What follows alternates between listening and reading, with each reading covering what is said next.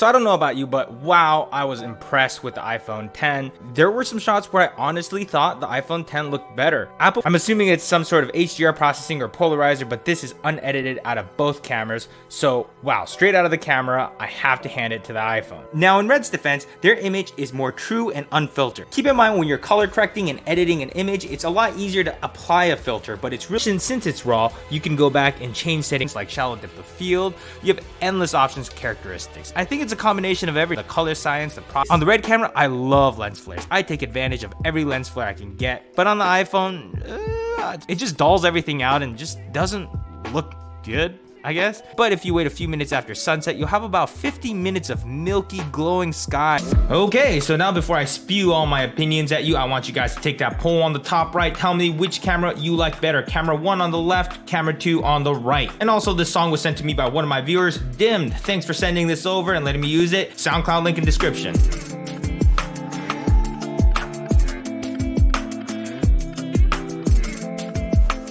Alright, so you guys ready for the results? Camera 1 is the iPhone XS Max. Camera 2, ARRI Alexa. And I'm just gonna go ahead and start off by saying the iPhone XS Max Smart HDR is really impressive. I mean, just look at the sky on this shot. I mean, the HDR is pulling all that detail out of the sky, and it's just insane that at first glance the iPhone can look better than a camera that costs 100 times more. All right, so now let's see what happens if we take the iPhone and stack it up against a Red camera that shoots 5K. The results, once again, pretty similar. You can see more detail coming out of that sky and the car. So what the hell is going on here? Now let's talk about lighting for a second. A lot of times if we're trying to create a cinematic lighting environment, we create a lot of contrast, which includes creating a lot of dark pockets of light. So yeah, pretty much to nobody's surprise, an iPhone is not as good as a cinema camera. But at the same time, I do think it's fascinating how good these phones are starting to look with all the artificial intelligence, alien spaceship technology going into these things. And who knows, maybe we'll start seeing some of these smart features in future DSLRs and mirrorless cameras. I mean, this technology is moving so fast that in 10 years, the way we see a professional camera could be completely different. So